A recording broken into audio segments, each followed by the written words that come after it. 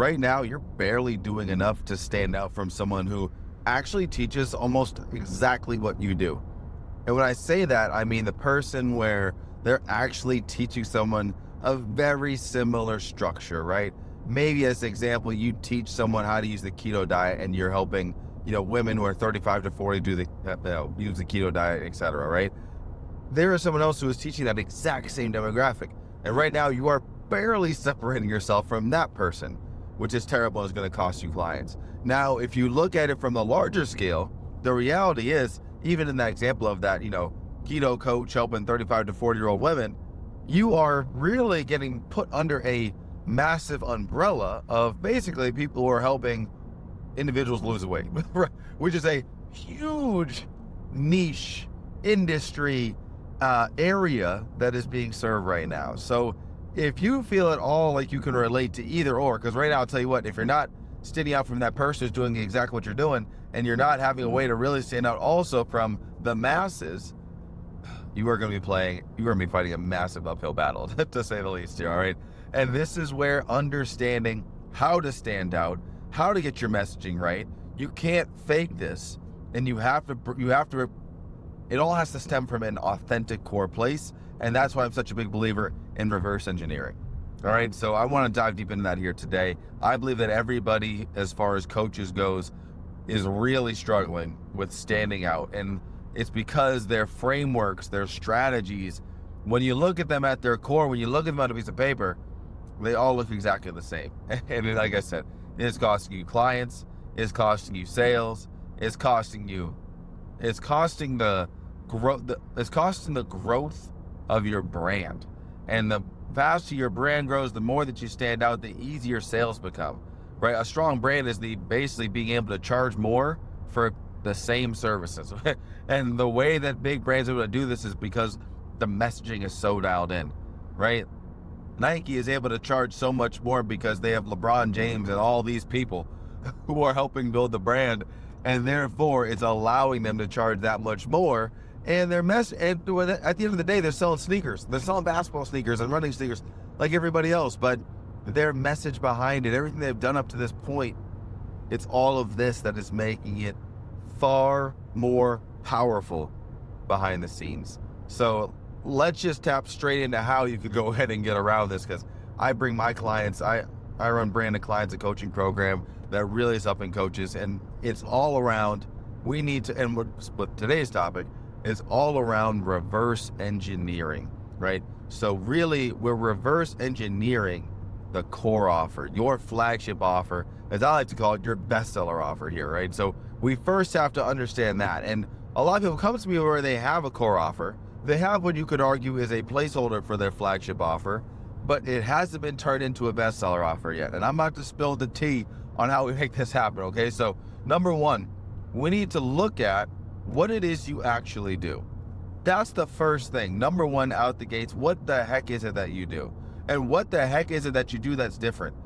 Because the reality is, though somebody, like I mentioned the example, they're a keto coach for helping 35 to 40-year-old women, they are both using the same diet, whatever, right? Diet, I guess it's called a keto diet, right? Clearly I'm a master dietitian, right? So they're both using the same diet.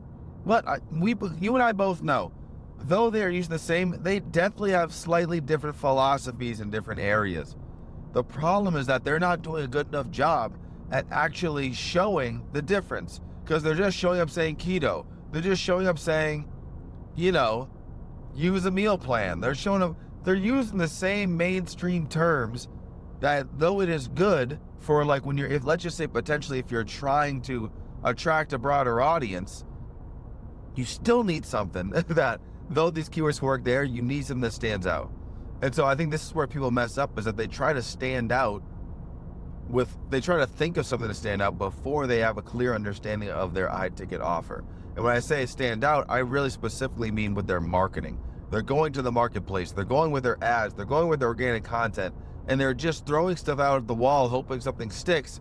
And then when something does stick, it's not even congruent to the high ticket offer itself that they're actually trying to get clients to close behind. So we need to look at the high ticket offer itself first. Understand what it is that you are doing differently, right? And that's where we start to now find it. And there's ways we can go about this too. We have it because typically people will come to me a lot of the times, you already have something like this that exists. I just feel like they haven't done a good job at branching out behind this, and maybe you have, maybe you don't, is really naming your framework. So some people will come to me and they already have a framework named. Fantastic. We have gotten ourselves at a step up in the starting point. Because honestly, whether they have the framework or not, to me, I don't want to say it's relevant, but you just kind of done a little bit more of the deep work, which is phenomenal. It means you are a little bit ahead, which is great. So naming the framework, to me, like I said, this isn't critical. I think that the framework itself, it only means so much. I think it's the next layer we're going to get into here that means even more. But when I think about the framework, it's okay. Maybe I help people with keto and lose weight at 35 to 40-year-old women, but I have a name for my framework, right? It's called the cave woman framework. It's called the whatever. It's called insert this thing, right? But at the end of the day, it's just a fancy name. It's just a fancy name that is still underneath the surface. You're doing all the exact same things everyone else is doing. Everyone else within that umbrella, or you're blending in the message. The framework is never going to be enough to stand out. I will tell you that much there. And it's the next piece that's going to really start to help you, right? So we look at it first. If you consider this into like 6 phases, I can break this down into. Number 1 is just looking at what you do, right? And so with this, you're starting to look at, really get underneath the hood and see what are all the different wires, right? What are all the different mechanisms and gadgets and gizmos, right? We're just looking at what exists. Number 2, we're naming the overall framework, right? The framework that everything falls underneath.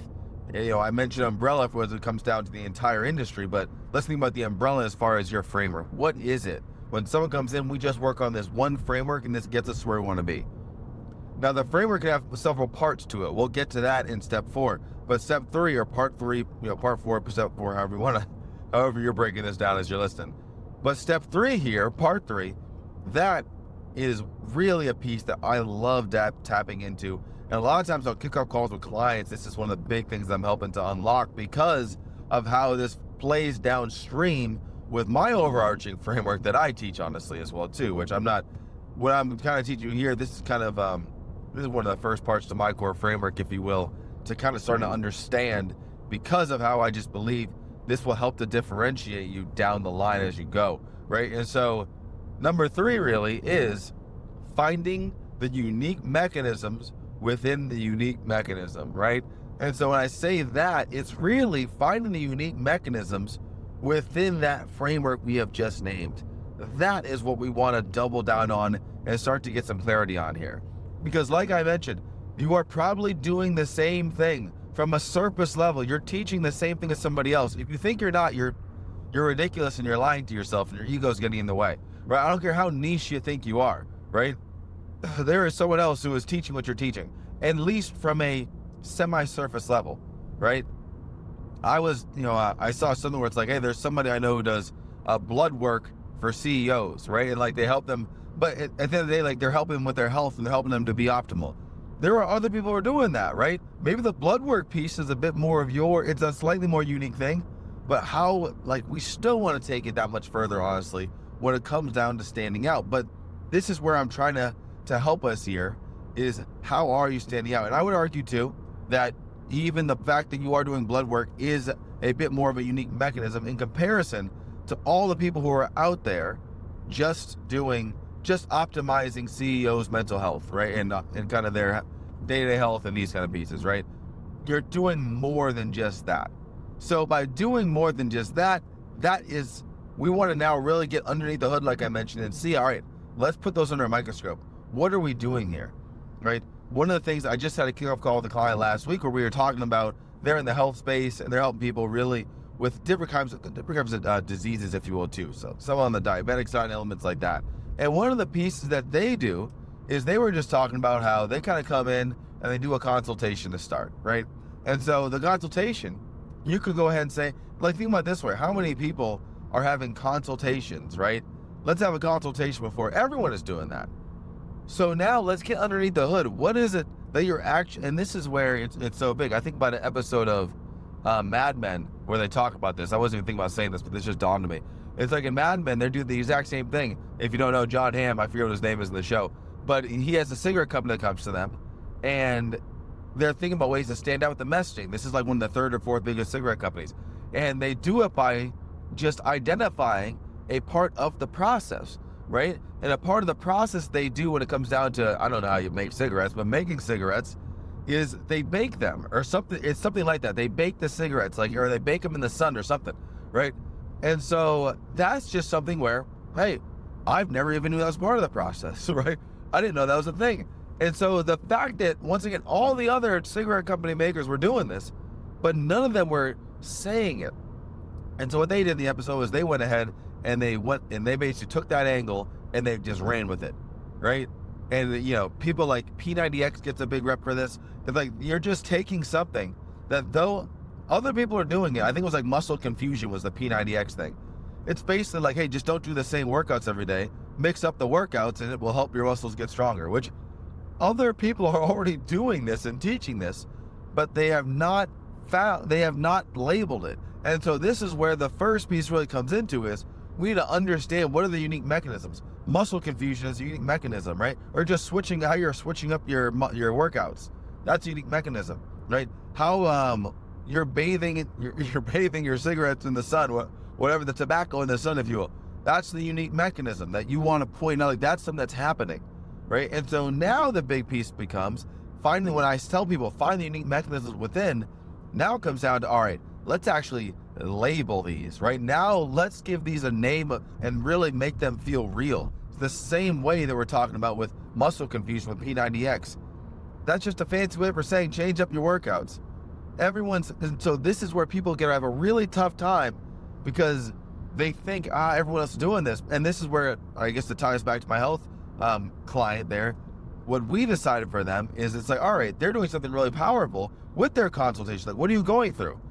So just one simple thing we did was, hey, we have a 28-point inspection that we do and XYZ. And it's like, now all of a sudden, you'll see, and we're going to talk about this later on, that creates so much curiosity. And it's like, oh, shoot, everyone's doing free consultations. I want to know what the 28 points are. I want to make sure, like, I feel like I'm talking to somebody, they're just asking me like 2 questions or like 5 questions, that's it. I don't know if they're going through the whole 28-point process. And this is what that can do for you from the marketing and the messaging standpoint down the line as you get this stuff figured out. But first and foremost, you have to dial in you have to understand and identify what are these unique mechanisms within the framework, right? That is the key starting point. Because now, with that being step 3, we found them. And I always tell people, once you find them, like, go deep, start to really look at what is it that is different about them, right? What is it that you're doing within the process, right? Just label it, identify it. That's how we're able to find them and really make them feel like their own. And once we do, now we can take it a step forward, part 4 here, which is really giving it a name. And not just giving it a name, but we really want to identify the core components of the framework. Right now, because the reality is you may have a bunch of unique mechanisms you're finding within the framework. That's fantastic. The more, the better, right? But now with that being said, we want to have it where we understand, okay, if there's all these unique mechanisms, what are the core components? I'm a big believer in the power of 3. So I believe that you want to have 3 core components to your offer. And so with that being the case, it's like, all right, what are the core components that we have here? That is going to most likely play a part on the unique mechanisms. It could be where one unique mechanism could be so powerful that itself turns into a core component of your offer. At the same time, what can easily happen is you could have a core component where maybe it's just 3 larger pieces, but then, and I think this is the sweet spot that this can be fantastic, and I think this can be really the better way to go, honestly, is you have it where the unique mechanism is within the core component, right? Maybe the core component is we're identifying where you're at, right? It's something around that side there, and like you want to name this a bit stronger than that because that just feels very very bland, right? But we want to identify. But now that we've identified, now we understand that. What is our process to identify? And that's where we insert some of these unique mechanisms within. Just like having now the 28-point inspection, that kicks in, right? Inside of the core component, inside of the core pillar of the offer, of the framework. And this is such a powerful piece. So it's understanding actually naming each of these components. I would recommend having 3 to keep it simple. and then understanding which bucket these now unique mechanisms are going to fall into with it. This is where stuff can be so big on that side as well too here. So that is number 4, right?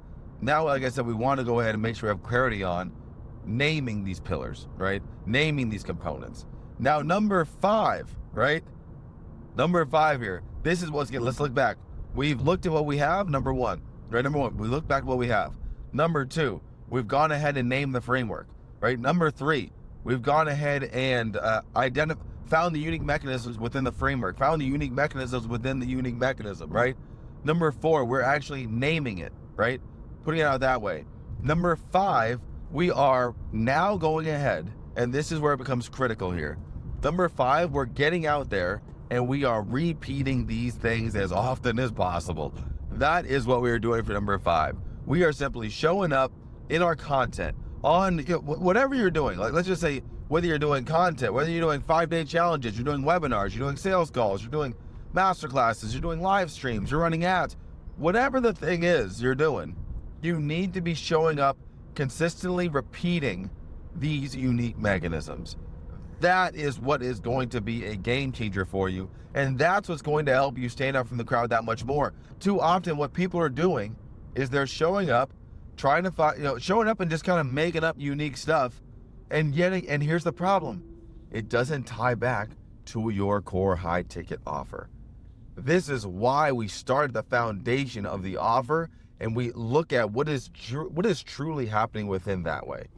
That is what's going to create the difference. That's what's going to spark something for you. And that's why we need to go ahead and take the approach this way. This absolutely changes the game for you. All right. So that is number 5. It is really doing this. And like I said, when you have these unique mechanisms now, when you understand your core components, you show up so much differently, right? When you start to, like, here's what we want to have happen. I always say it too, and a mentor taught me this. You want to make content that nobody else can make. And this is one of the ways you're able to do that, right? Because you're saying certain terminology that no one else says. Now all of a sudden we're not talking about keto, right? We're talking about 28-point inspection, and you're a health coach. They're like, wait, are you a mechanic? No. But what is it doing? Which leads to the final 6th step, is it's creating so much curiosity that is doing the selling for you. That is how we bring this thing full circle. That is how we make this all make sense and actually profit off of it in the long run. Because when you show up long enough, that's why I tell people all the time, they act like they're in this, they're getting into this when they're newer especially. They act like they're just trying to be around for a week or a month or a couple months. If you're showing up saying the same thing for months and years, people, that has so much trust baked into it.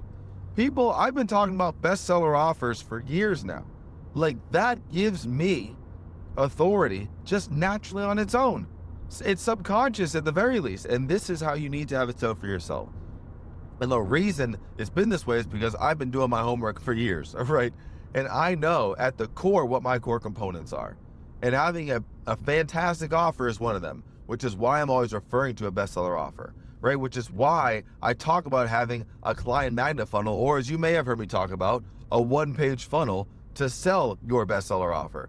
These are unique mechanisms within, right?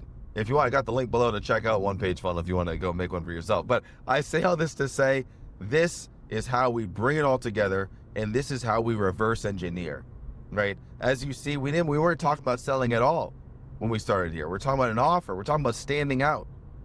And we found a way to do that through starting at the foundation and then bringing it through to our sales conversations, through our content, through everything, which then naturally is going to spark enough curiosity to get people interested. And then once you really get, and this is why you have to have it dialed in, because having the curiosity is great for the marketing, getting new people in your world. Now, this is why we did the homework on really understanding what is that thing. Too often we just think about getting creative with some kind of cool name. We don't have the process dialed in. So when you get all these points dialed in right in the correct order, watch what it does for you as a coach in your own business, all right? Hope this hit home for you here. Now, if you're sitting here thinking, Justice, this is fantastic. I feel like I need better help with my offer maybe, or I kind of need help with this kind of whole process, putting it all together. I'll drop a link above how I've helped basically get over 4 million client results for coaches and a lot of high ticket service providers. I'll drop that video there that will kind of help to kind of bring all this together. But just understanding this is a powerful piece to make your offer that much more sellable and help you to get to the income goal that you're looking for, help you have the freedom that you're looking for. All right, so that's all I got for now. I'm gonna get back to my ride and we'll talk soon. Take care.